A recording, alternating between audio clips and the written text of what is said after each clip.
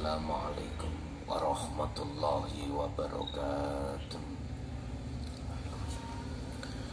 Ila hadratin Nabi Mustafa Rasulullah sallallahu alaihi wasallam wa ala alihi wa azwajihi wa dzurriyyatihi wa qarabatihi wa ahli baitihi wa ashabil kiram wa ila jami'il anbiya wal mursalin wal awliya wa syuhada wa sholihin wa tabi'ina sholihina ila yaumiddin, khususan jami' masayikhi ila mutahum wa ila abaina wa ummatina wa azdadina wa masyayikhina wa auladina wa azwajina wa dzurriyyatina wa ahli baitina wa jami'i man tabi'ana, khususan jami'il arwah fi hadil majlis wa ghairuhum. Lahumul Fatihah.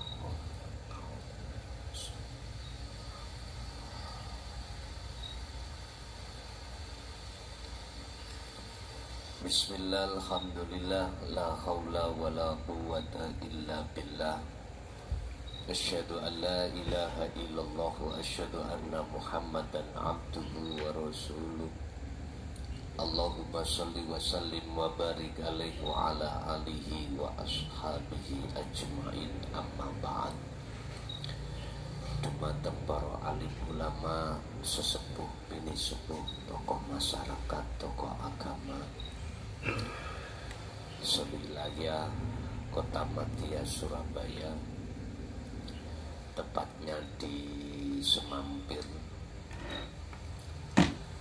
Jamaah baik yang di majelis maupun di rumah, wabil khusus Sahibul Bait Bapak Haji Mamun sekeluarga, kulluhum ajmain rahimakumullah.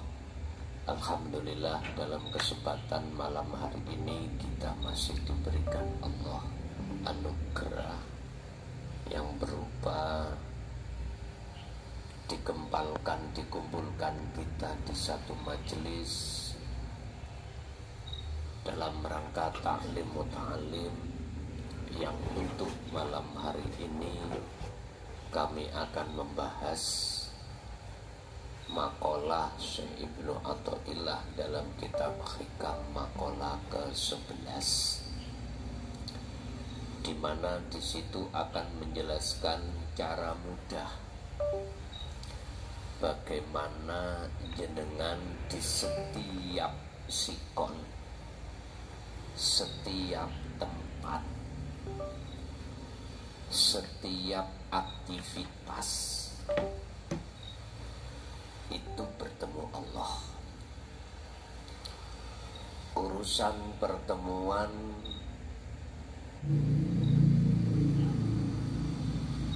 itu entah hitungan menit atau detik atau jam, itu urusan Allah. Yang terpenting bagaimana cara ketika secara fisik menghadapi kondisi apapun, hati jenengan bisa bertemu Allah. Ini nanti yang harus kami jelaskan terkait masalah kewusulan pada Allah. Sebetulnya Allah itu sudah memberikan tamsil, perumpamaan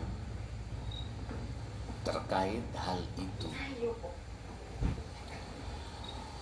Allah mengumpamakan buah apel ini dari mana. Ketika saat ditelusuri, oh, buah apel ini dari pohon apel. Lah, pohon apel ini kok bisa berbuah? Akhirnya terus kita urut, oh, menancap tanah. Terus tanah itu siapa? Kok bisa-bisa memunculkan buah apel? Hal itu Allah tuangkan di dalam surah Ibrahim ayat 24-25. Itu gambaran. Allah mengumpamakan proses bagaimana caranya dengan mudah jenengan sambung usul datang Allah. Sebab jikalau yang namanya pohon itu tidak menancap terhadap tanah, mohal akan muncul buah apel. Ini proses-prosesnya. Cuman manusia paham enggak dengan ayat-ayat yang Allah ciptakan ini? Sebab Allah menciptakan terhadap seluruh makhluk itu ada ayat yang tersirat. Makanya dulu itu Pak Bu ya, sebelum pengajaran Quran itu masuk di Indonesia, dulu itu memakai ayat yang tercipta, bukan tertulis. Orang-orang dulu itu belajarnya untuk mengenal Allah lewat ayat yang tercipta. Karena ayat yang tertulis belum masuk, yang disebut Al-Quranul Karim. Tapi atas bimbingan Allah terhadap satu hamba yang dikehendaki, maka dia mengerti ayat yang tersirat di dalam ayat yang tercipta. Kita akan mengerti ayat yang tersirat di dalam ayat tertulis. Ini yang disebut ayat yang tersirat adalah Al-Quranul Qadim. Jadi zamannya sekarang saya harus menguak di dalam ayat yang tertulis untuk menemukan ayat yang tersirat. Makanya mengapa Allah katakan di dalam surah Al-Baqarah 208 itu memerintahkan kita yang sudah beriman disuruh menyempurnakan Islamnya. Sebab kita umat Islam kebanyakan itu hanya duduk manis di dalam syariat dan thariqah. Sedikit sekali yang mau naik ke hakikat, lebih-lebih ke ma'rifat. Nah, melihat kondisi hati umat manusia seperti ini, maka Allah kehendaki satu hambanya untuk memahami tentang hakikat di dalam syariat itu supaya bisa sampai pada makrifat pada Allah. Maksudnya seperti itu. Bukan kok yang merusak aturan syariat, enggak. Supaya kita itu mengenal Allah dalam keesaannya. Dan ini miturut Al-Quran wajib. Allah terangkan dalam surat Al-Ikhlas ayat 1, Qul huwallahu ahad.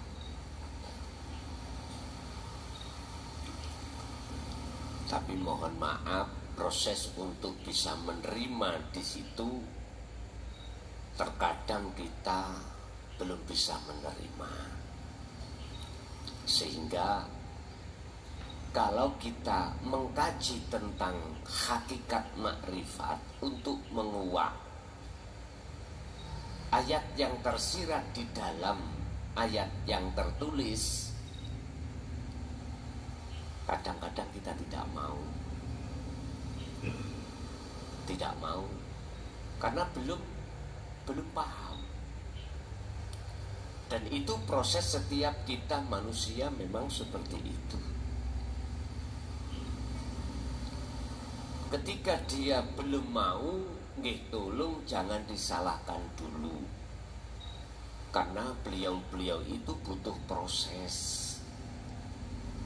butuh pertimbangan, butuh referensi, butuh mukobala, butuh pertimbangan, sehingga beliau-beliau itu bertanya terhadap sesepuh sana, sesepuh sini.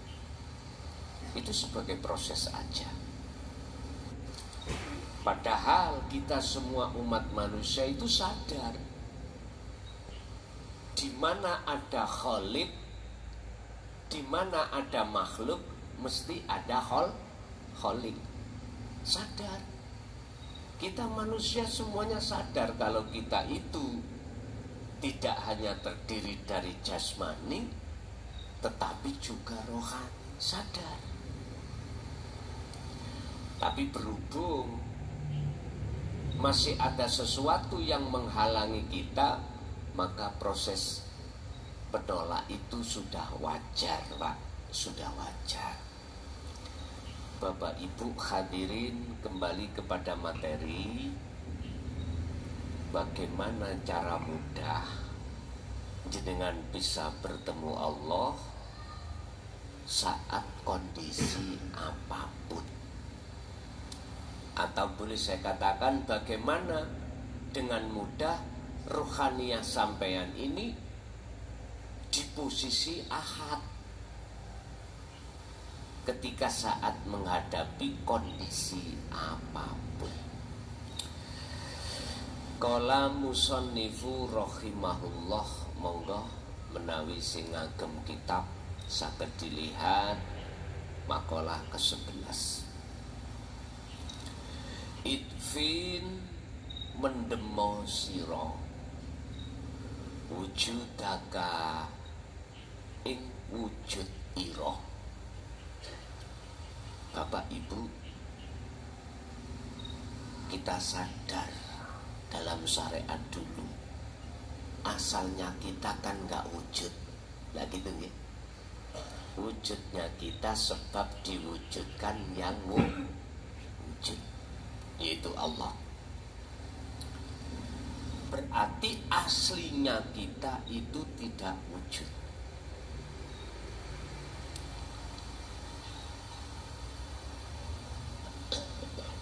Lah yang memiliki sifat aslinya wujud hanyalah Allah. Terus Allah di mana? Kalau Allah itu memiliki sifat wajib wujud, wajibul wujud, di mana? Wa idza sa'alaka ibadi anni fa inni qaribun. Muhammad, tatkala hambaku bertanya tentang aku di mana, jawablah. Apa yang harus kami jawab ya Allah? Kata Rasul, fa inni qaribun, maka sesungguhnya saya itu dekat. Akhirnya Rasulullah menjawab, Allah itu dekat. Umat Islam itu terbatas di sini. Kebanyakan tidak bisa mengembangkan tentang masalah qarib, dekat. Apa alasannya? Alasannya cuma satu.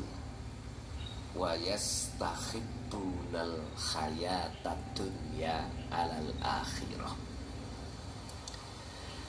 Nafsu di dalam diri kita itu menghalangi. Wa yasudduna an sabilillah, menghalangi. Bagaimana caranya menghalangi nafsu? Wa yastakhibbuna al hayatad dunya alal akhirah. Dihadapkanlah kita itu oleh nafsu bisikan dalam hati tentang realita,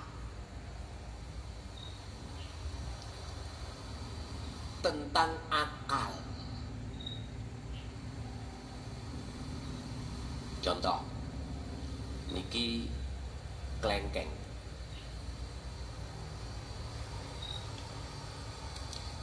Ketika kita makan klengkeng, rasa yang muncul adalah rasa manis. Nafsu dalam diri kita itu membisikkan hati supaya beriman bahwasanya rasa itu datangnya dari klengkeng, buah klengkeng.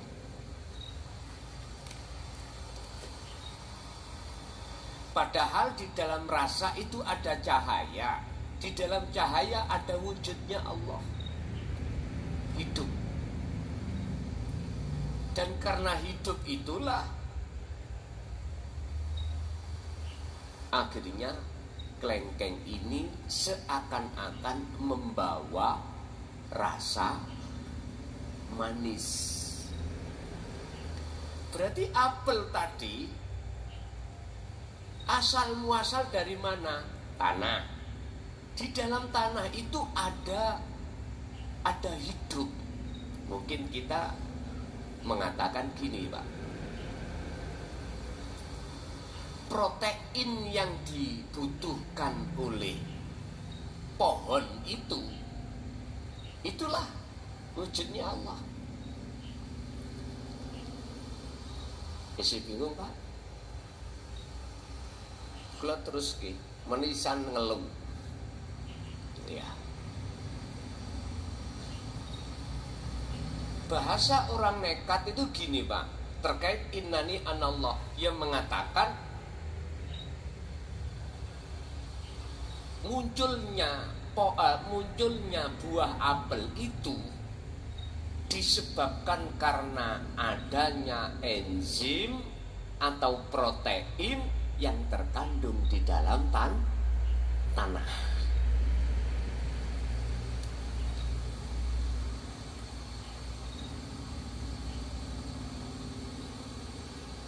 Berarti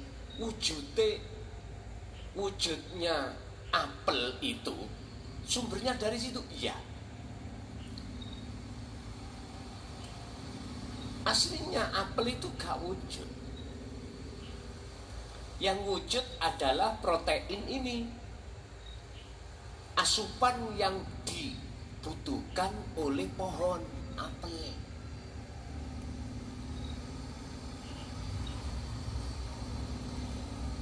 Orang yang sudah nekat mengatakan wujudnya Allah, ya itu.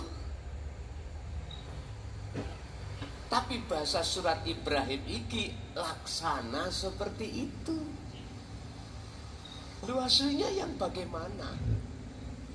Akhirnya di dalam Al-Quran cuman menjawab laisa kamisli syai'un.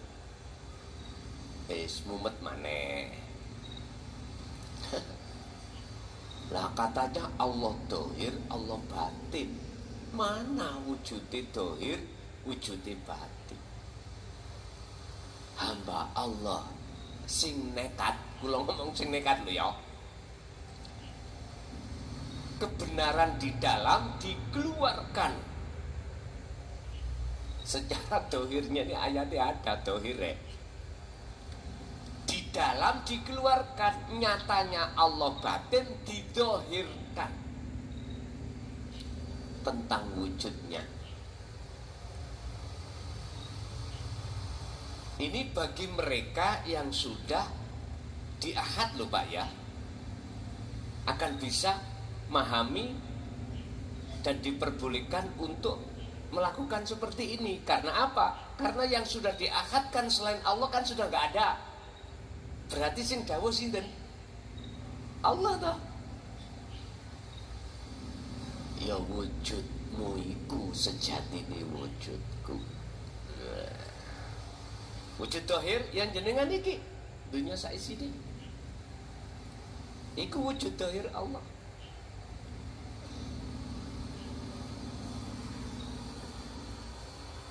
Kalimat niki sondok bahaya. Nek dirungokno, kalau didengarkan orang-orang yang makom ngomong ngeten, ustadzmu gendeng, mesti gitu. Rapopo. Kalau gilanya pada Allah itu lebih baik daripada gila pada istri orang. Iya. Dalile wis ana. Ad-dunya mata'ul ghurur wal akhiratu khairu wa abqa. Tampilan dunia iki, kehidupan dunia ini kau tertipu. Sedangkan akhirat itu yang kekal.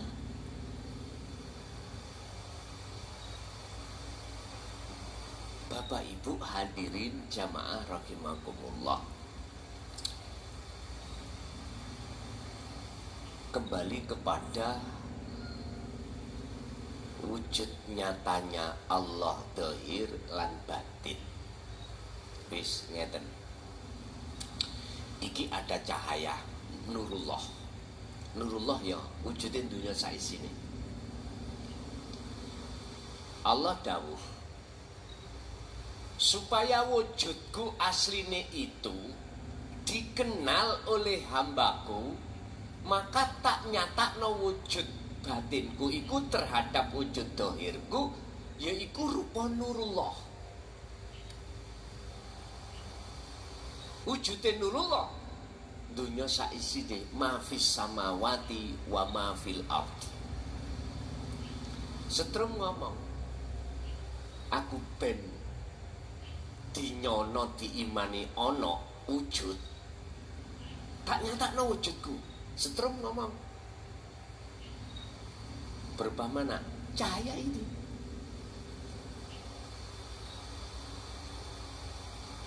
Cahaya iku wujudku dohir, setrum cahaya, setrum wujud batinku. Kalau jenengan ini pingin tahu wujud batinku, ya demoken kabel sing ana setrum, lho baru tahu.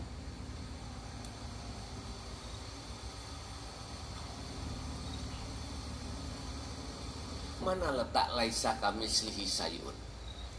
Ya wujudnya setrum mau sing sampean demok.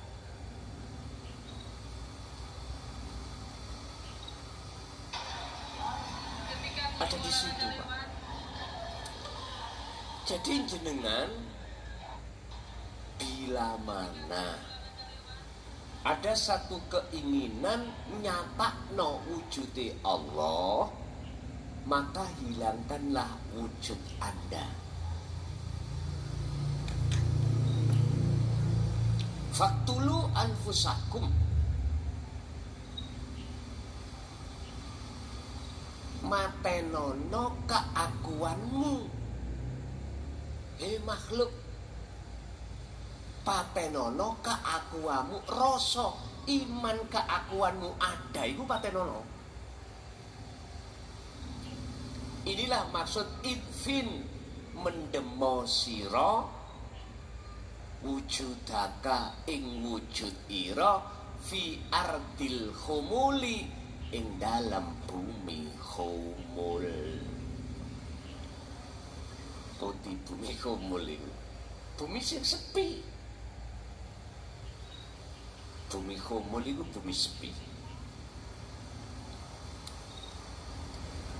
Diwastani bumi sepi itu bumi yang tidak ada selain Allah.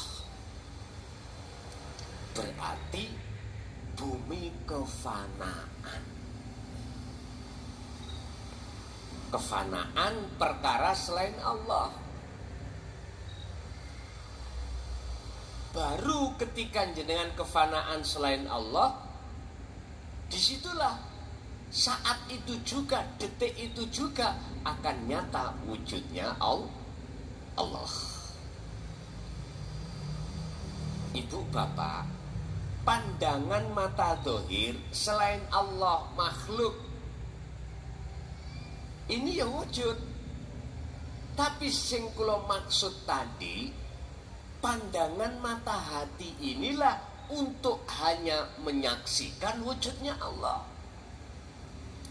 Caranya, pandangan mata hati ini yang tadinya ada iman wujud sakliyane Allah iku wujud, iku kudu dipendem ning bumi khumul, harus dipendam di bumi khumul, artinya fanakan keakuanmu, rasa keimanmu yang ada.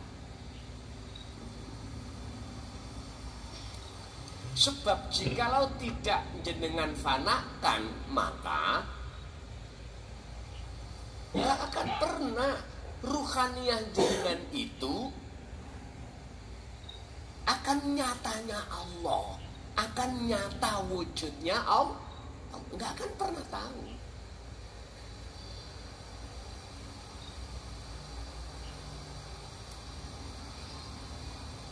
Cara prakteknya bagaimana? Gini Pak, kita ikuti surat Ali Imran ayat 191. Kanjeng Nabi dan penerus-penerus ajaran Kanjeng Nabi itu dituangkan Allah di dalam surat Ali Imran ayat 191. Umpami kula gambar itu ngeten. Jenengan ruhaniyah ini harus duduk dirasa.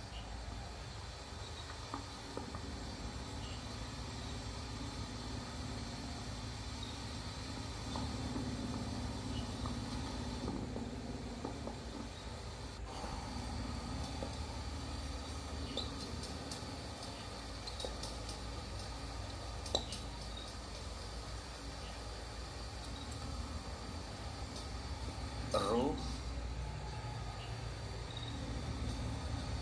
rasa atau iman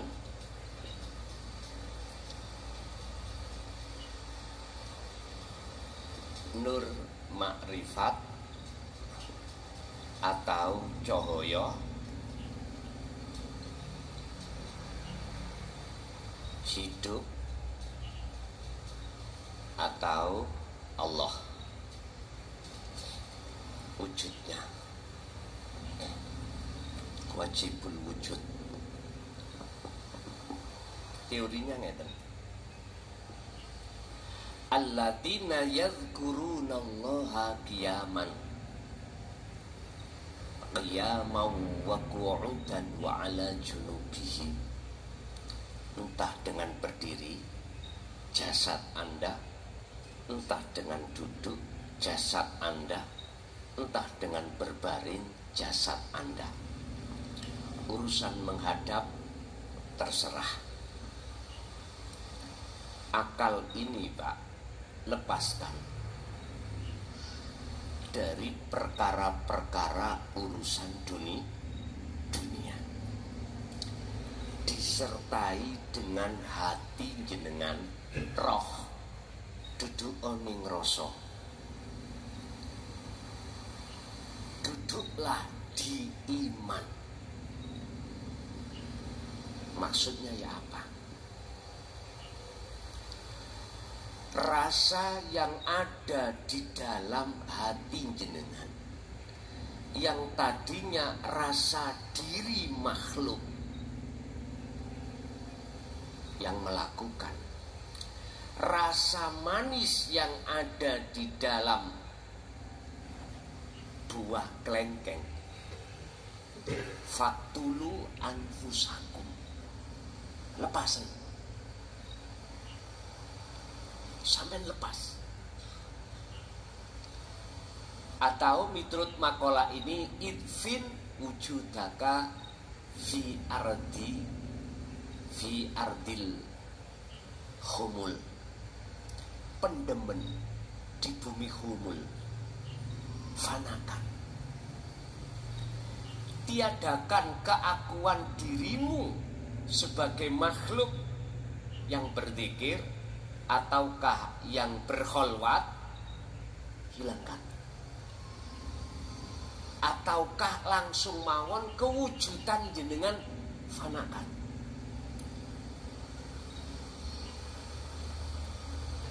Ketika Anda betul-betul terjadi penafian, pemfanaan, peniadaan keakuan diri yang wujud, maka mesti nur makrifat itu dalam hati jenengan dinyalakan Allah. Ada dalil hujah? Ada. Buka di dalam surah Al-Baqarah 256. Buka di dalam surat An-Nur ayat 35. Di situ Allah dawuh, wa may yakfur bitaghut, barang siapa yang tinggalkan selain Allah, berarti diri jenengan fanakan, meniadakan keakuan jenengan dengan cara mendem di dalam, mengubur di dalam bumi humul, maka wayu mimbillah. Ayat wayu mimbillah bahasa muradnya adalah maka imanmu hanya pada Allah. Iman hanya pada Allah. Akhirnya ini disyarah, artinya bahasa iman jenengan bertemu Allah dan atau yang nyata wujudnya Allah. Nah, sebelum nyatanya wujudnya Allah, perlu didatangkan atau dinyalakan nur makrifat dalam hati jenengan.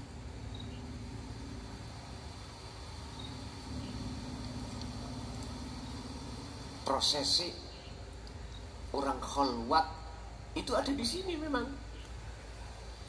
Kalau cahaya makrifat, nur makrifat itu dinyalakan Allah, maka sudah mesti nyatanya urip, nyatanya hidup itu dalam diri jenengan.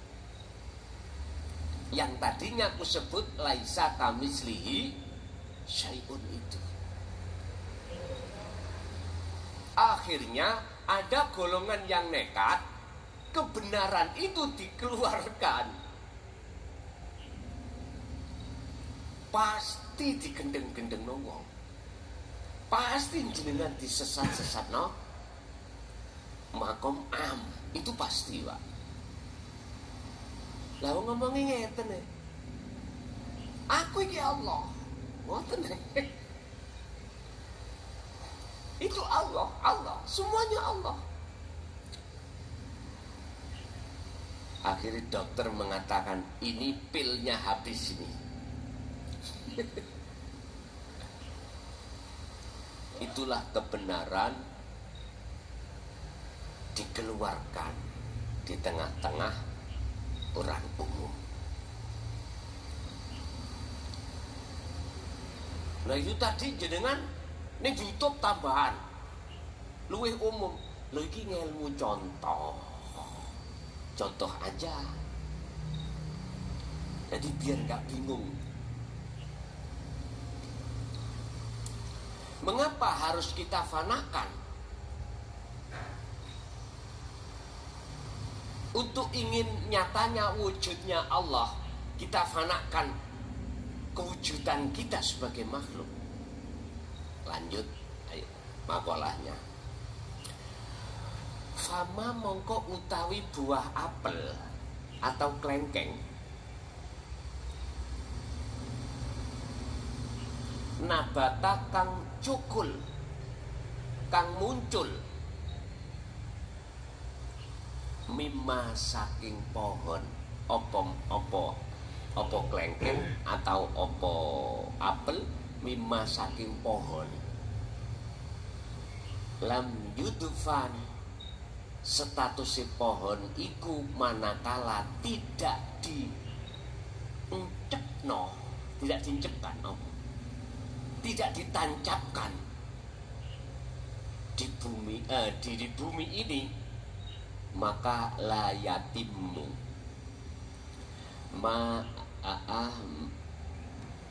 mongko ora bakal sempurna apa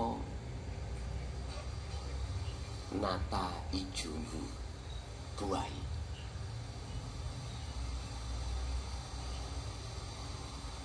Artinya buah apel itu gak sempurna, bahkan tidak akan muncul buahnya manakala pohonnya itu tidak kita tandur, kita tancapkan di tanah, tetapi kita uncal ndukur genteng.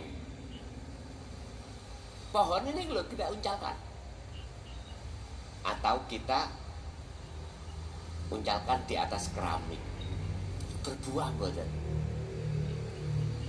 Betul. Kalau tidak Anda menafikan, meniadakan wujud panjenengan, maka jangan harap Anda akan tahu wajibul wujudnya Allah. Nggak bisa. Sama. Tidak akan muncul buah apel manakala pohonnya itu tidak kita tancapkan di tanah. Makanya wajib ditancapkan di tanah. Lah, ketika ditancapkan di tanah, berhubung di dalam tanah itu banyak protein, asupan yang dibutuhkan pohon itu, maka otomatis pohon itu akan memunculkan buah. Lah, buah itulah wujud dohire Allah. Buah itu wujud dohire. Jelas? Nek sik bingung, enggak. Ngombe itu ya sik rokok-rokokan nyantai. Ngaji babakan tasawuf itu memang kudu bingung. Hikam itu matannya itu masih membingungkan kita.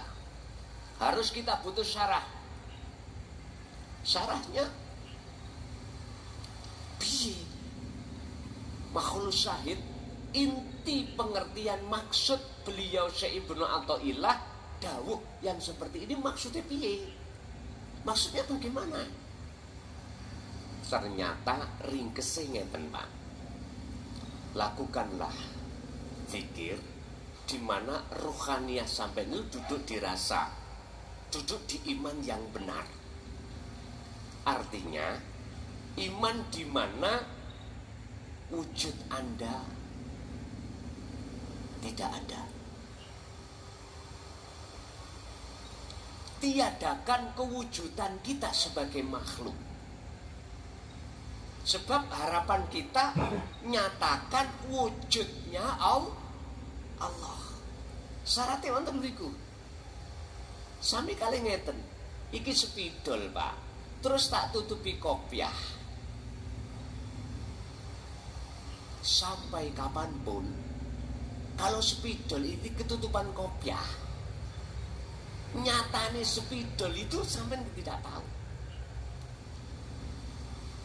Hanya beriman. Kalau Allah wujud, tapi manakala diteruskan wujudnya bagaimana? Udah stop. Akhirnya muncul satu hadis, kalau nggak salah, mohon koreksi. Tafakkaru fi khalqillah wala tafakkaru fi dzatillah. Dati Allah, ora usah kok pikir. Lah wong kuwi mikir ambek akal, ya mesti gandeng ambek nafsu. Ora kira iso tekan nggon. Harus lepas akal iki, harus ditafakuri dengan hati baru, datnya akan nyoto. Ya tiadakan kopiah ini. artinya buang. Tapi jangan sampai diartikan Allah itu bisa ditutupi sesuatu loh Pak ya. Nanti ada makolahnya bahwasanya mohal bila mana Allah itu bisa ditutupi sesuatu. Yang tertutup itu kita. Sebagai makhluk ditutupi apa? Ditutupi kita sendiri. Wujud kita, itu loh Pak. Oleh sebab itu, makanya makolahnya idfin wujudaka. Tiadakan wujudmu. Pendemen eksistensimu fi ardil humul, di dalam bumi humul. Ya kefanaan itu tadi maksudnya.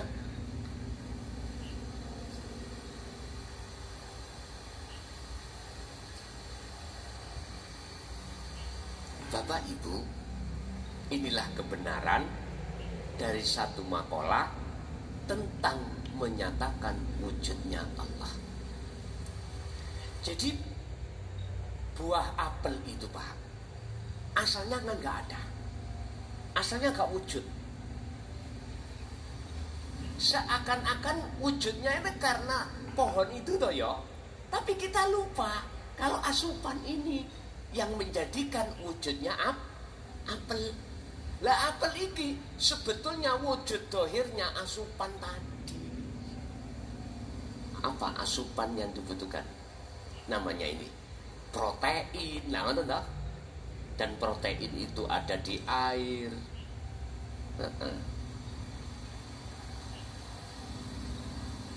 Cara manusia itu oksigen. Nah, ya itu.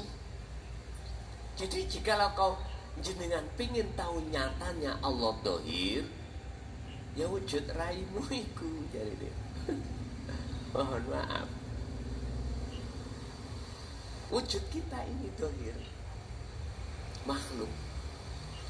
Mungkin jenengan secara akal gak salah mengatakan wujudku sebab orang tua, kedua orang tuh.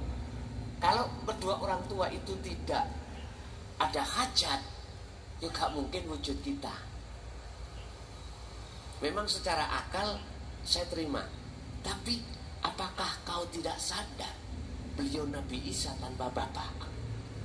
Hah? Muter maneh ndak siki.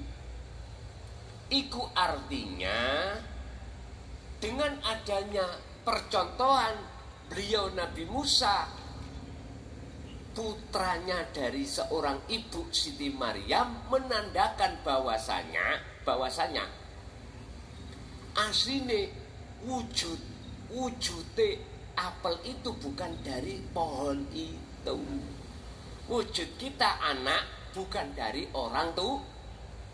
Dari siapa? Allah yang mewujudkan. Mana? Ya Nur Muhammad di dalam nutfah.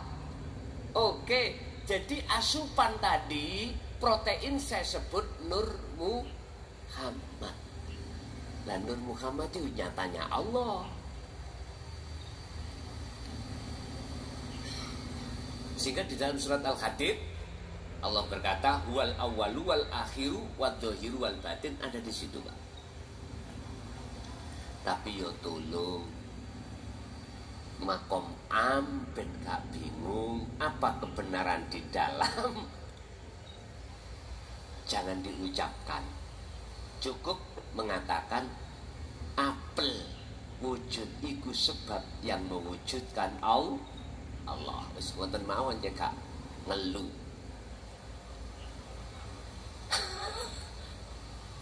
Ampun disampaikan wujude Allah iku dhahir ya aja disampaikan niku.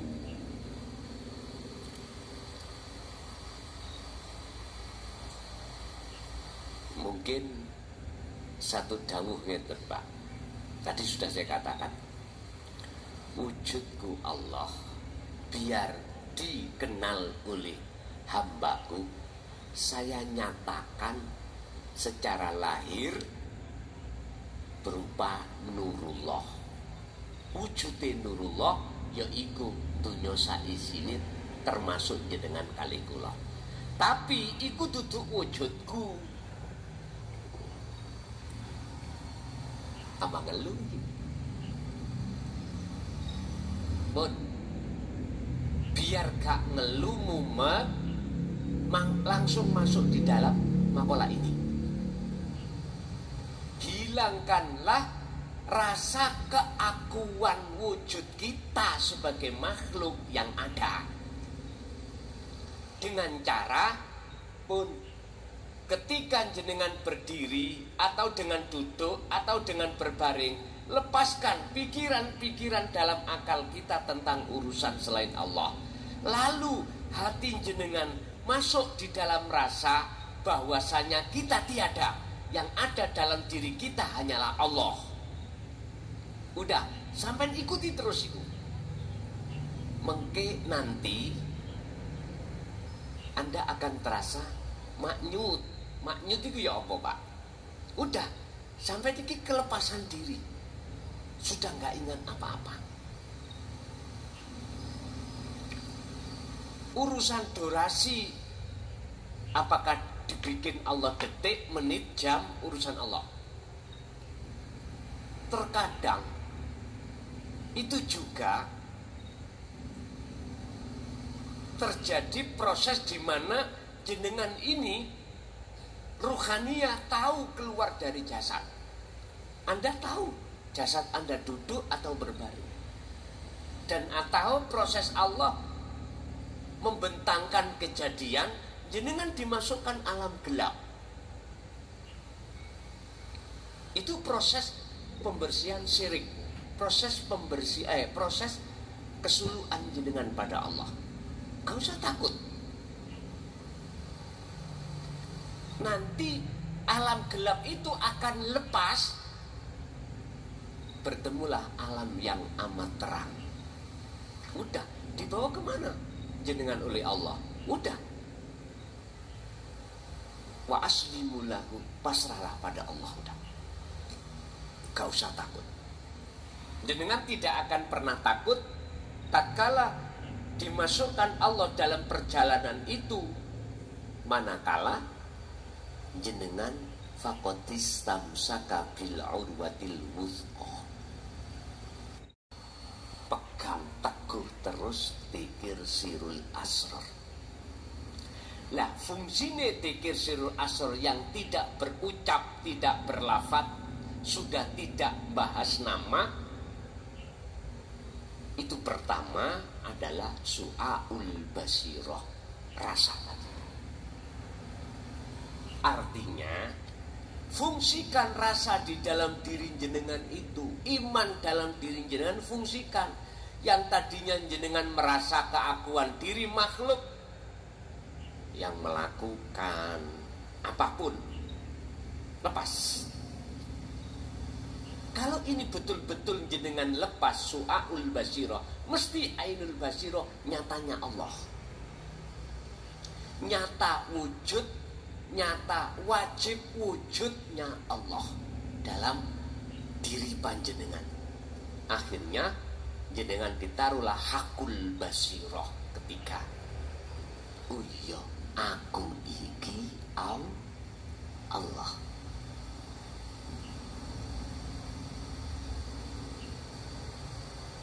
Berarti si ngucap aku iki Allah sih tidak. Wujudnya Allah. Lah wujud jenengan, lah wis gak enek kok mang wis ilang. Wis ditinggalke, wis buyar, ndak.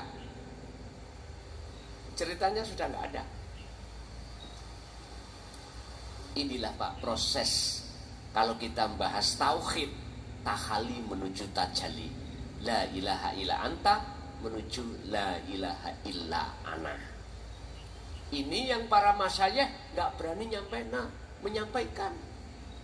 Dulu itu entah persoalannya takut fitnah, difitnah, ataukah memang beliau-beliau belum kapasitasnya untuk menyampaikan. Tapi saya berkhusnudon. Siapapun yang terus mendawamkan dzikir sir, pada suatu saat entah berpuluh tahun itu entah kapan, Allah akan kenalkan sirul asrar sendiri. Belum nyampe ke ma'rifat, belum. mengenalkan atau menerima hati jenengan tatanan hakikat, tatanan pengajaran tauhid illa anta. Akhirnya jenengan sudah merasa Allah dekat. Niku berarti makom jenengan sudah muraqabah. Manakala hati jenengan itu ada rasa selalu dilihat Allah, berarti maksudnya Allah itu sudah dekat, terasa dekat dalam diri jenengan. Maka jenengan dikatakan makrifat di dalam muraqabah. Masih ada dua. Ada yang melihat, ada yang dilihat. Ada anta Allah, ada ana makhluk. Pun dekat. Berbagai dalil hujah dalam Al-Quran tentang kedekatan Allah dalam diri jenengan. Wa nahnu aqrabu ilaihi min hablil warid. Bahkan dekatnya lebih dekat dari urat leher atau urat nadi. Sebetulnya itu hidup itu.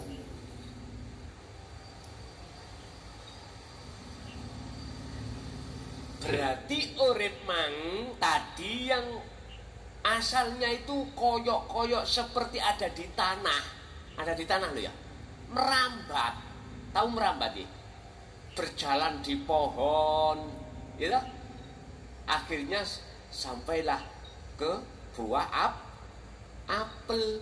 Akhirnya kilo wujudku yaitu apel.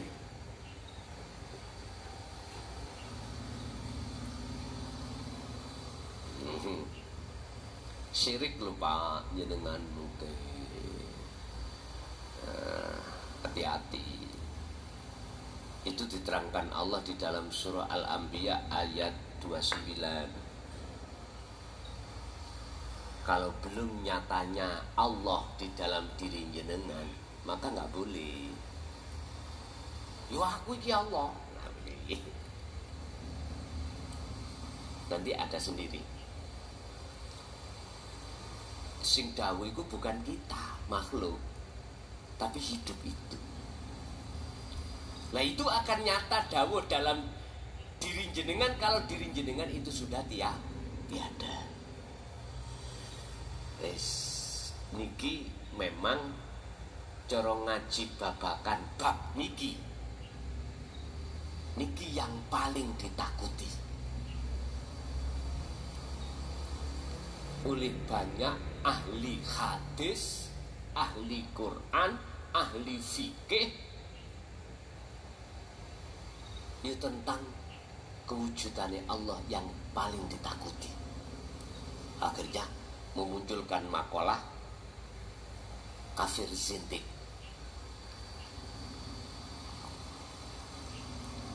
Lalu kita mencari kebenaran. Orang mencari menuju satu tujuan, wajar dong kesasar-sasar. Wajar nggih?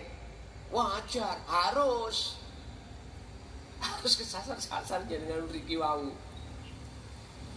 Tapi tidak berlaku tersesat lagi bagi jenengan yang setiap hari ke sini. Tiap saat ke sini, sudah pernah ke sini, sudah enggak berlaku. Apalagi tiap hari. Jadi tahu, ebonge dicor. Jalannya dicor. Jadi jenengan cari jalan alternatif. Lah sing gak ngerti. Ya mek ndelomong ngomong itu. Apalagi jenengan nggak pernah ke sini, nggak tahu alamat itu. Jalan Bulak Sari, gang berapa, nomor berapa sudah kecatat. Iya, aku ora tahu ke sana, tidak pernah ke sana. Alamatnya ada, iya kita cari aja. Map nggak ada. Kesasar-sasar kita. Tanya sebetulnya ini Pak, mumpung masih ada di dunia, bertanyalah kau terhadap guru akhiratmu terkait asupan rohaniah, terkait kebutuhan ruhaniah jenengan kepada Allah, tentang dinut tauhid. Makanya saya berani untuk buka pertanyaannya di situ. Orang yang nggak tahu wajib bertanya. Orang yang tahu, manakala ada yang bertanya, wajib menjawab. Saya itu pernah, Pak, masuk dalam satu daerah, sifatnya mboten bertanya, ngetes. Niki beda loh ya. Ngetes ambek bertanya itu beda. Nek bertanya memang betul-betul tidak mengerti. Kalau ngetes itu ada unsur nafsu lain. Mestinya kalau sudah tahu gak usah tanya. Berhubung ada indikasi yang lain, maksud yang lain, maka muncullah namanya ngetes. Ya gak apa-apa bagi saya. Pertanyaan si B tak jawab itu tidak hanya si B, manfaatnya untuk orang lain. Bapak Ibu hadirin jamaah rahimakumullah. Kesimpulannya, biar jenengan mudah bertemu Allah saat kerja, saat beol, saat kencing, saat sholat, saat ibadah murni atau tidak murni. Satu caranya, faktulu anfusakum. Seperti teori ini, tiadakanlah kewujudanmu sebagai makhluk dalam diri. Kalau itu sudah hilang, maka total rasa rumangsa bisa ini, bisa itu, punya ini, punya itu, dengan sendirinya akan hilang karena pusatnya sudah kita hilangkan, kewujudan kita. Sebab perkara yang tidak wujud gak mungkin bisa memiliki sesuatu. Tidak mungkin bisa melakukan sesuatu karena gak wujud Makanya mengapa dalam sifat wajib Allah, sifat nafsiyah diletakkan di depan, yaitu wujud, supaya kita memutus sumbernya ini. Kita putus, baru sifat ma'ani lepas dengan sendirinya, maknawiyah lepas dengan sendirinya kita sebagai makhluk, karena wujud itu langsung dia tiadakan. Nyun sewu Pak, dulu tatkala saya diajarkan di thariqah itu, disuruh untuk dzikir sirri semata-mata untuk menghilangkan buah dari bisikan nafsu yang disebut sifat yang tercela, riya, takabur, sum'ah, hasud. Mana sifat-sifat yang jelek itu biar hilang. Memang betul Pak, sampai hati ini tidak bisa mandek ucap Allah itu nggak bisa. Tapi mohon maaf, habis kelengkeng ini kita ambil, berhubung pohonnya masih hidup, muncul lagi enggak? Muncul lagi. Artinya walaupun kita berzikir jahri sirri, tetapi tidak kita sertakan nafi itsbat atau sirul asrar, mohon maaf, esek muring-muringa, esek hasud, esek riya, esek takabur, lu tenan iku sik muncul. Karena pohon keakuan diri, sifat basariyah belum tumbang. Coba kalau sampai tumbangkan sifat basariyah di dalam diri kita, tumbangkan, itu laksana pohon apel tadi, buah apel tadi tidak akan pernah muncul manakala pohon yang menancap di tanah itu kita jebol, kita buang, baru nggak muncul. Akhirnya guyang guyu, pokoknya gak guyang guyu di tengah jalan gitu aja, nggak apa-apa. Hati sampai maksudnya guyang guyu mung seneng, anteng, damai, Ala bidzikrillahi tatmainnul qulub. Oke, Bapak Ibu hadirin, itu maksud daripada makalah 11 ini terkait bagaimana cara untuk bertemu Allah dengan mudah di setiap kahanan apapun, kondisi apapun. Harus kita meniadakan kewujudan kita sebagai makhluk. Oke, kita masuk pada sesi tanya jawab. Untuk Bapak saya kasih 3, untuk Ibu 2 barangkali kalau ada. Monggo Bapak Rumyin, Bapak dulu barangkali bertanya, ada pertanyaan kami persilakan.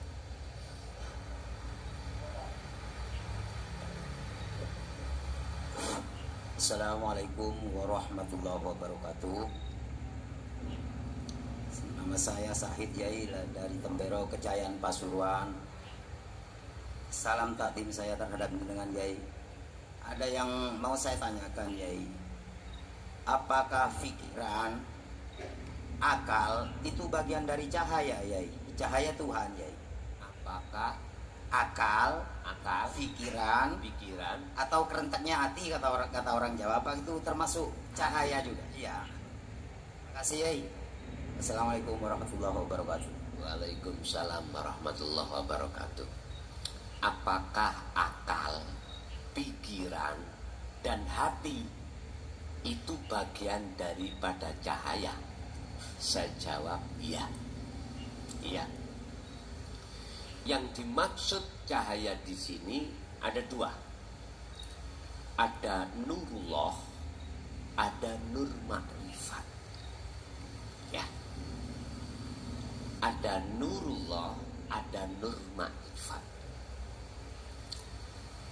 Yang kesemuanya itu dari Nur Muhammad.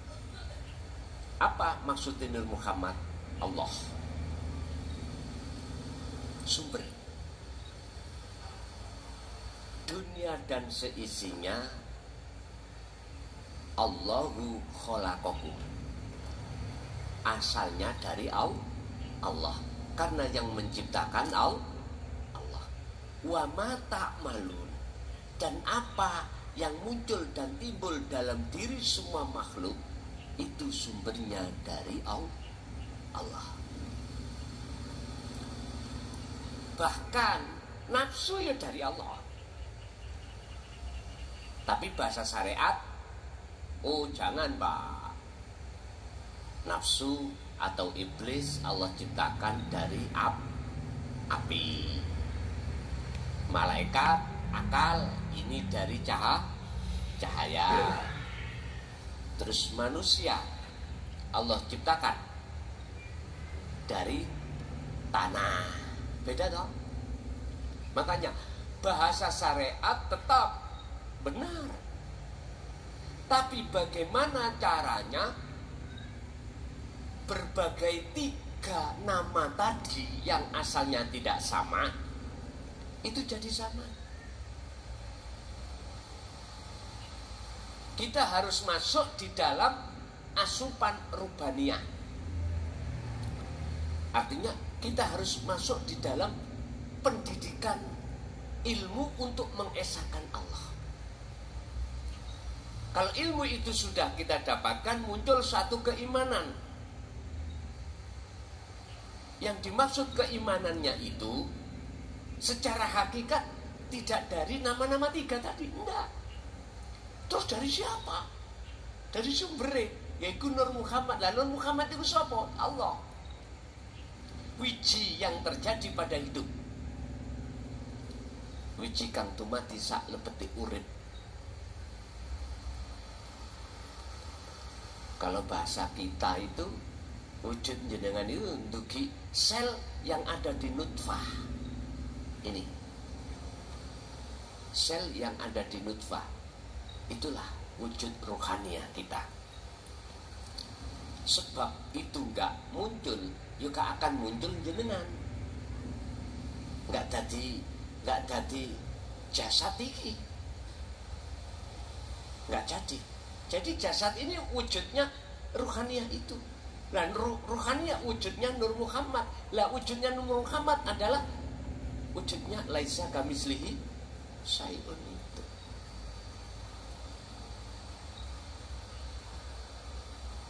Jadi leres Pak. Sudah kata-kata, mohon maaf, nur atau kata-kata api, kata-kata tanah, ini sudah parkir. Kalau kita cari aslinya. Pun nyun sewu. Kula niki punya pohong, tahu pohong nggih? Kadang dijadikan dewul, boleh nama dewul, dijadikan gedhog, ya, atau jemblem, terserah. Tapi semua nama-nama asalnya dugi pohong.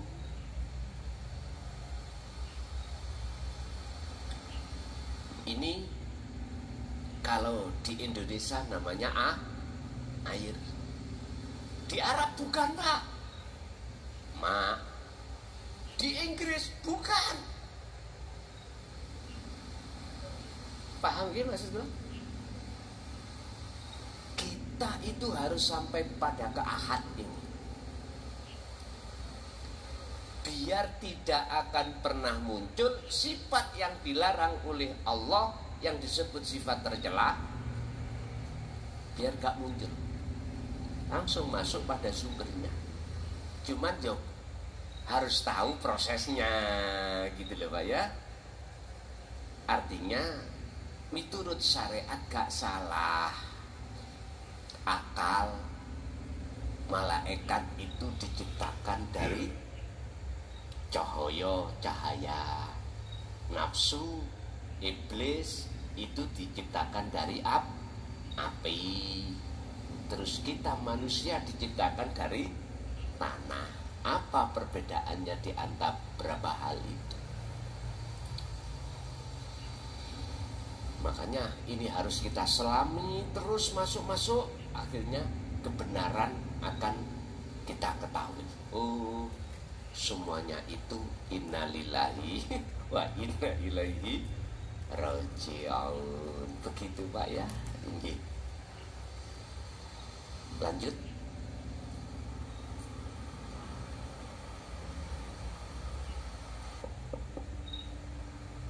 Assalamualaikum warahmatullahi wabarakatuh.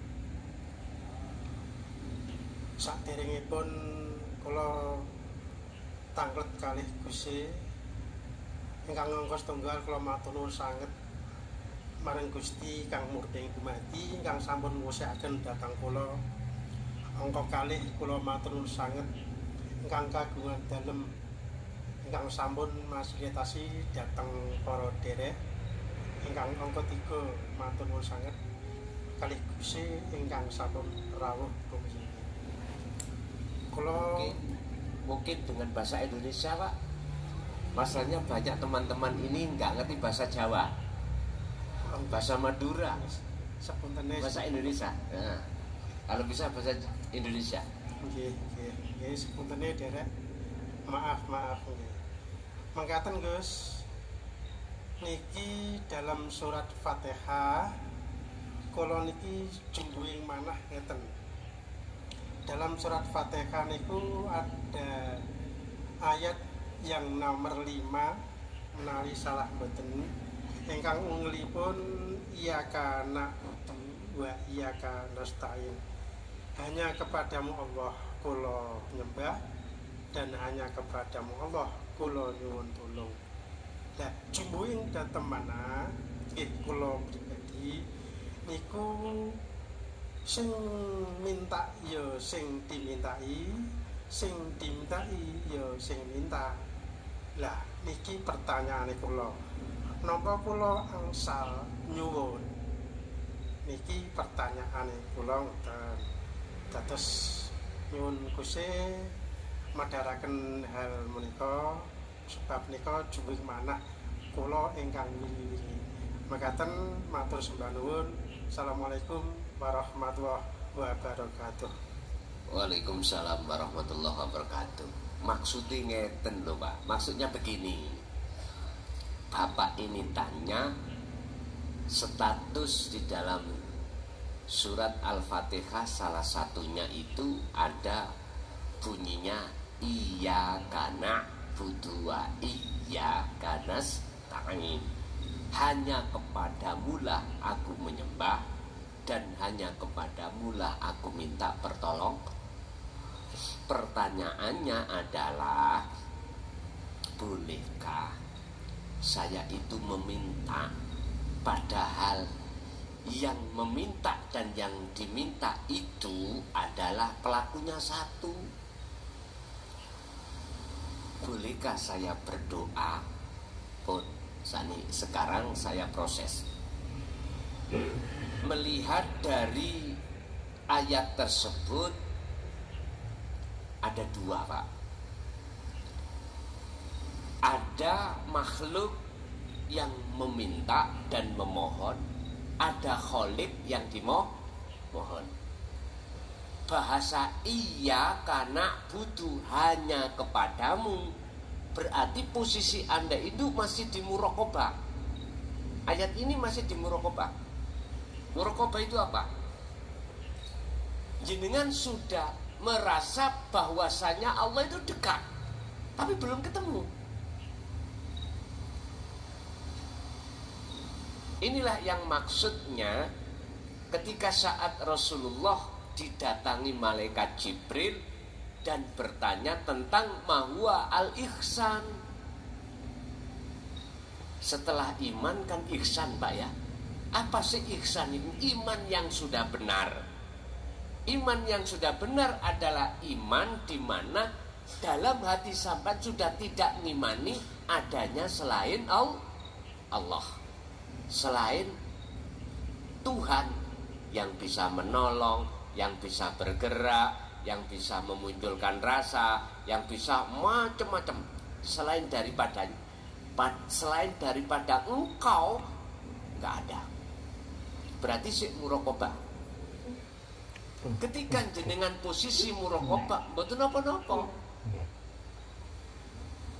Karena ada diri jenengan sebagai makhluk dan karena ada diri Allah sebagai Khalik. Tetapi tatkala jenengan meneruskan muraqabah ke musyahadah, maka pelakunya cuma satu, cuma tunggal pelakunya. Bagaimana mungkin Allah minta pada Allah? Lah wong semuanya itu milik Allah. Sama dengan kita di rumah itu ada makanan, ya makanan kita. Mungkinkah sampai niki mengatakan Mbak Migulo, son jaluk segon minta nasinya ya? Masa mungkin gitu? Mungkin jenengan langsung mengambil, kita langsung mau ngambil langsung makan. Gak mungkin ada kalimat son minta nasinya, gak mungkin. Karena ini milik saya, milik saya. Itulah Pak masuk di dalam sifat jaiz, kewenangan. Lah, bagi orang-orang yang sudah diletakkan musyahadah, versinya di khawasul khawas, lahirnya di mata umum berdoa, tapi batinnya tidak berdoa. Karena jaiz ini. Inilah nanti ada pembahasan rahasia doa itu bagaimana sih di depan Allah, sehingga di dalam ayat Allah katakan ud'uni astajib lakum. Lah miliknya sendiri, ya nggak ada Pak yang menghalang-halangi. Itu tadi makanan saya sendiri, nggak ada yang bisa menghalang-halangi. Saya bisa makan mendapatkan nasi itu, nggak ada. Karena selain saya sudah tidak ada. Kecuali ku milik sampean. Saya nggak izin sampean, terus saya makan naik, maka saya disebut pencuri. pencuri. Makanya mengapa ayatnya ud'uni, ada ya mutakalim yang mengarahkan kepada keakuan Allah. Ud'uni, mintalah kau padaku. Artinya ud'uni ini harus diartikan datanglah kau dulu pada yang punya. Cara saya tadi datang jenengan yang memiliki nasi, Pak nyuwun nasi ini setengah piring ya, kula lawuhi. Jenengan yakin pasti memberikan, karena saya memakai etika sopan, boten merampok tapi nyuwun dengan rendah hati. Wis gak ada alasan sampean itu tidak memberikan, gak ada alasan, pasti diberikan. Ini Pak, artinya orang berdoa minta sesuatu pada Allah wajib bertemu Allah dulu. Karena apa yang kita minta itu milik Allah, milik Allah. Kalau sudah bertemu Allah, diri kita nggak ada, maka fastajib, tak sembadani. Niki ayat ini penuh dengan tersirat juga. Pokoknya setiap ayat itu ada sesuatu yang tersirat, Pak. Tinggal kita membacanya dari mana, muhakamah atau mutasyabihah, jobo atau jero, syariat atau hakikat. Nek syariat, kalau syariat ya sampean harus memakai tafsir muhakamah. Apa tafsir Jalalain, tafsir Ibnu Katsir, tafsir Mundir, tafsir Munir, tafsir Yasin, ada. Kalau kita mencari mencari arti yang tersirat, ya harus pakai tafsir mutasyabihat. Sumbernya ada di Al-Quranul Qadim, baru ketemu.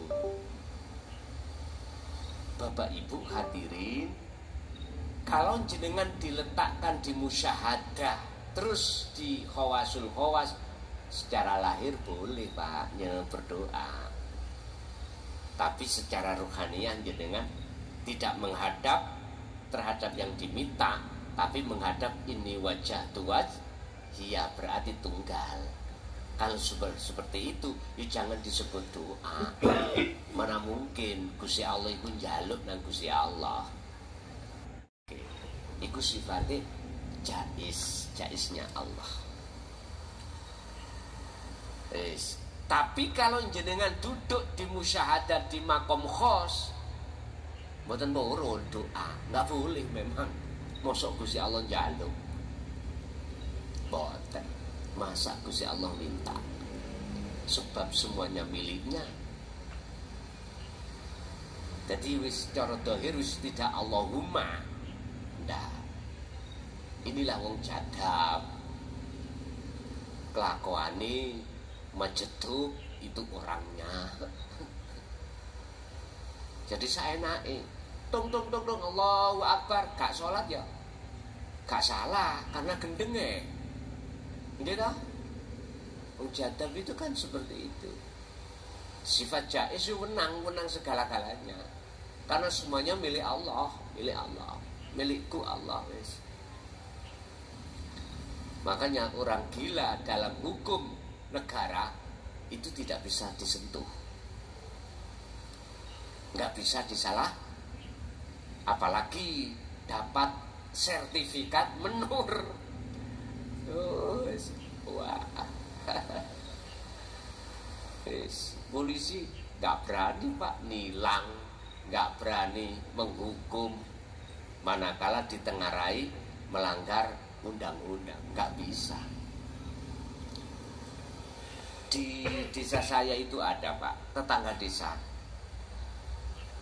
ada seseorang yang punya sertifikat menur. Orangnya sudah sedo sekarang, punya sertifikat menur. Dia itu tiap malam itu bandar dadu, Pak. Tahu bandar dadu nggih? Ini kalau masak yang gak mateng-mateng loh, dibuka, ditutup, dibuka, ditutup. Jadi dilihat nasinya belum matang, ditutup lagi. Polisi ngrebek sing Melayu iku ya sing tombok-tombok niku. Iya. Dirinya aman. Karena membawa surat tapi pinter, Pak. Berinisial TL. Saya nggak usah nyebut nama, pun almarhum. Sebelum berangkat itu mesti pamitan istrinya. Pamitannya, Bu, saya nyambut gawe. Belanja untuk besok ini. Orang nggak punya, Pak. Tapi dia mengatakan punya. Jadi sepedanya itulah yang dibuat bondo. Nyun sewu. Nggak pernah yang namanya TL itu dengar kalah, nggak pernah. Mesti pulang bawa uang. Iya. Bawa uang. Entah, nggak tahu itu caranya bagaimana dia. Mesti menang. Bandar. Lah, ketika saat misalkan alate itu digajuli orang lain, aslinya yang tombok, wes aku sing bandar gitu loh, saya yang bandar, ya boleh, tapi dia nggak mau tombok, nggak mau, tapi nek bandar mau, nek tombok tidak mau. Jadi oleh karena dia itu dapat SK dari menur, polisi nggak bisa menangkap. Karena SK-nya dia gila. Tapi kok iso dadu ya, Pak ya? Itulah ibarat laksana seseorang kalau hatinya sudah gila pada Allah, lupa akan selain Allah, itu memang wajar. Apalagi diletakkan Allah di makom khos, udah prai sembarang kalir. Kalau khawasul khawas kan masih membawa 4 sifat: sidik, fatonah, tablek, amanah. Ditanya ya bisa jawab, karena Allah memang mengkondisikan beliau-beliau itu dalam sifat 4 itu. Ini lanjut.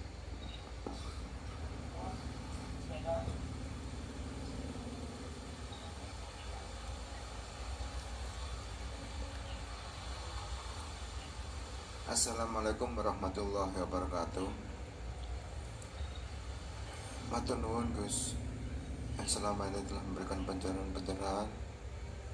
Dan matur nuwun, alhamdulillah saya bisa hadir juga di sini. Alhamdulillah, yang saya tanyakan hanya satu, Gus.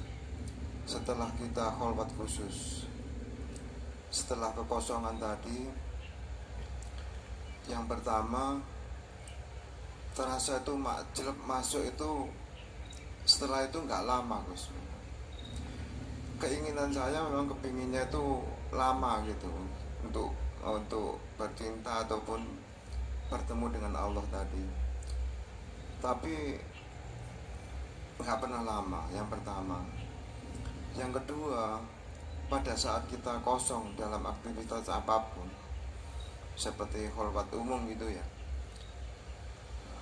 yang saya tanyakan, untuk menerima petunjuk itu apakah nantinya itu ada dan bagaimana caranya, Gus? Gitu aja. Wassalamualaikum warahmatullahi wabarakatuh. Waalaikumsalam warahmatullahi wabarakatuh. Sayang sedikit, sifat basariyah itu tidak bisa dibunuh, cuman lemahkan. Sayang sedikit, nafsu itu nggak bisa dibunuh,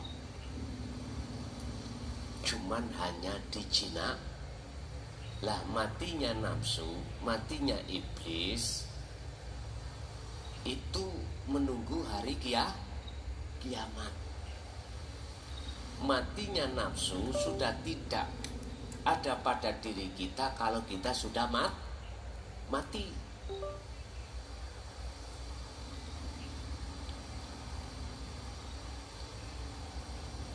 Akhirnya di dalam satu ayat Allah mengatakan wama ubarri'u nafsi inna nafsa la amaratum bisu. Walaupun nafsu itu wis lemah, Pak, lemah. Jangan diharap, jangan dikira dia itu nggak bisa melawan.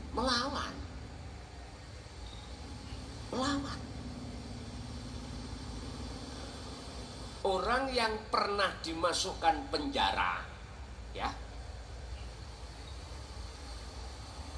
itu berbagai ring yang dilakukan oleh para penjaga. Ring pertama, kamar dikunci. Ring kedua, pagar itu dikunci.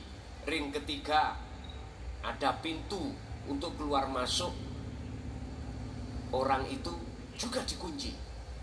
Ditambah dijaga 24 jam. Sip-sipan, Pak. Sing tahu mlebu penjara pasti tahu.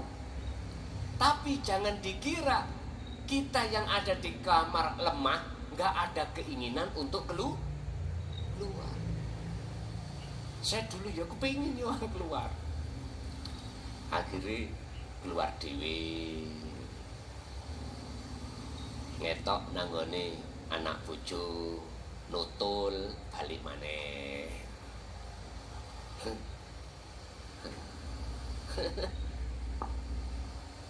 Pak, memang keinginan kita sebagai manusia pengen suwi, lah ngoten nggih. Pengen gendaan, pengen ketemu Allah lama. Tetapi mengapa kok diterjadikan Allah itu hanya sebentar? Itulah biar terjadi hukum basariah tadi. Yang kedua, Allah punya maksud niku. Punya maksud sendiri. Yang maksud itu kebaikan buat kita. Mengapa nafsu itu tidak dibunuh aja oleh Allah? Padahal mudah bagi Allah untuk membunuh nafsu, mudah. Ternyata liyabluwakum ayyukum ahsanu amala. Inilah sebagai ujian kita di mata Allah, apakah kita masih tetap iya karena butuh atau tidak. Hanya itu. Apakah kita masih tetap untuk setia pada Allah atau tidak. Padahal Pak, innallaha ya'lamu ma fis sudur. Kita nggak akan pernah bisa sembunyi dari penglihatan Allah. Sebab Allah itu yo ada pada diri kita sendiri. Bagaimana kita akan sembunyi? Oh, nggak bisa. Lah, terus yang ditanyakan, bagaimana di situ nanti supaya jenengan iki tidak sebentar sehingga lama. Tapi ojo sampai ngatur Allah lo ya. Jangan, kita yang diatur. Ini Rasulullah langsung diajari Allah 24 jam. Wadhkur isma rabbika bukrata wa asila wa minal laili fasjud lahu fasabbihu lailan tawilan. Muhammad dalem dikira awakmu esuk sampai sore, bengi pun yang panjang berarti sore sampai esuk. Lah sing dimaksud ayat di situ al-insan itu zikir yang bagaimana, menyebut asma Allah yang bagaimana yang dimaksud. Ternyata Zikir yang menjadikan kesadaran dirimu bahwasanya dirimu itu tiada. Berarti zikir yang mana? Ternyata inilah Pak, proses zikir sirul asror menuju zikir fana'ul zikri. Itulah nafi isbat. Mungkin kita kenal zikir nafi isbat, yaitu jadi waktu demi waktu, jenengan pagi sampai sore, sore sampai pagi, gunakan lewat napas itu Anda untuk sadar diri bahwasanya Anda tidak ada. Berarti ya napas itu iya. Sebab napas itu walaupun jenengan tidur atau tidak tidur tetap berjalan. Inilah mengapa Rasulullah dijuluki makom maksum, makom di mana tidak sedetik pun lalai dari Allah lewat napas itu.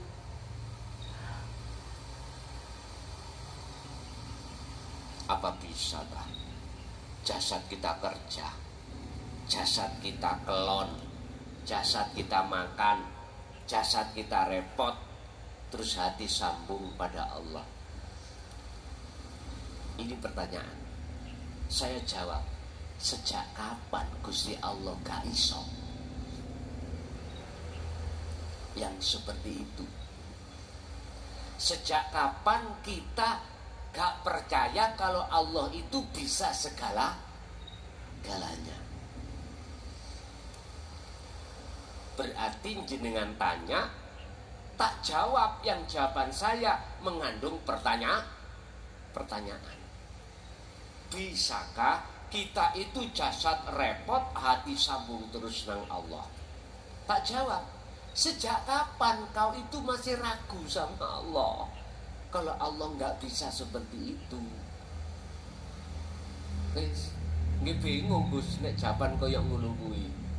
Wis ngeten mawon ben gak bingung. Sampean kali kula kan pernah dadi anak kecil to, Pak? Pernah. Ketika jenengan lahir, kita disuruh makan sendiri nggak bisa.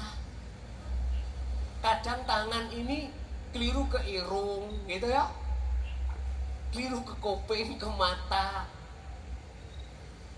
karena kurang terbiasa.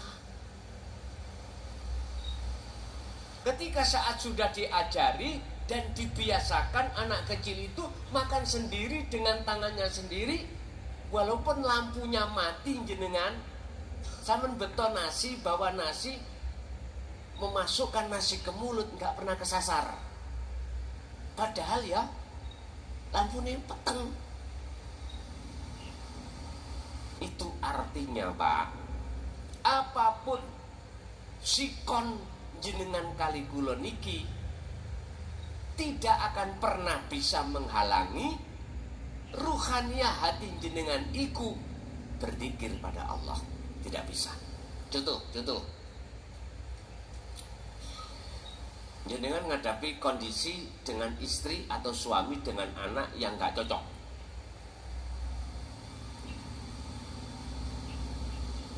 Jenengan bermodalkan yakin bahwasanya ma lakum dzarra wala naf'an, selain Allah itu tidak wujud. Berarti kalau tidak wujud tidak bisa apa-apa.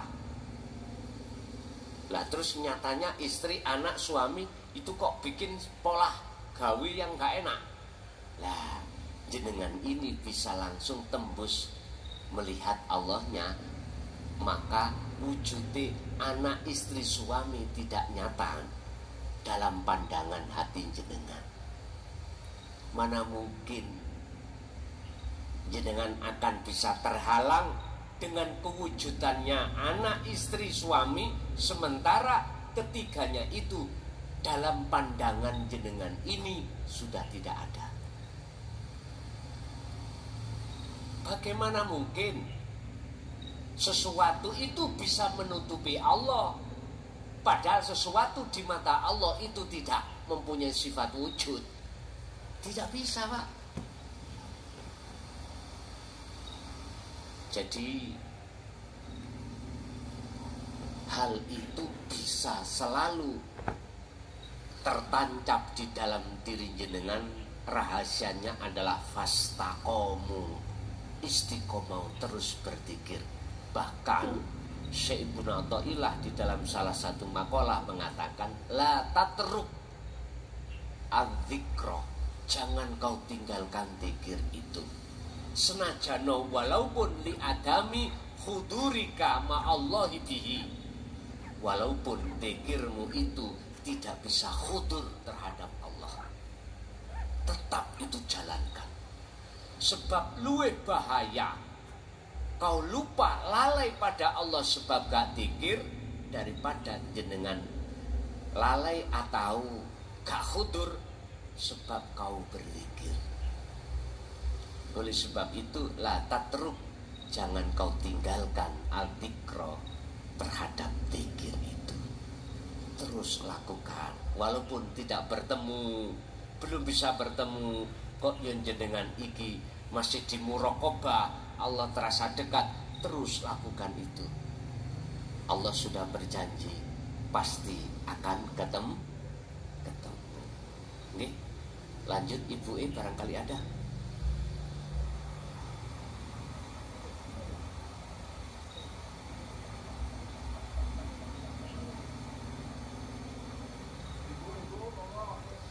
Mboten enten Bu. Sampai jekap ya. Oke, Bapak Ibu hadirin jamaah rahimakumullah, itu apa yang telah diberikan Allah, beberapa ilmu pengetahuan. Barangkali di situ ada satu kalimat saya misalkan yang kurang berkenan di hati jenengan, saya minta maaf yang sebesar-besarnya. Dan mudah-mudahan ilmu itu tadi bisa memanfaati terhadap kita dan anak putu kita ila yaumil qiyamah. Lahumul Fatihah.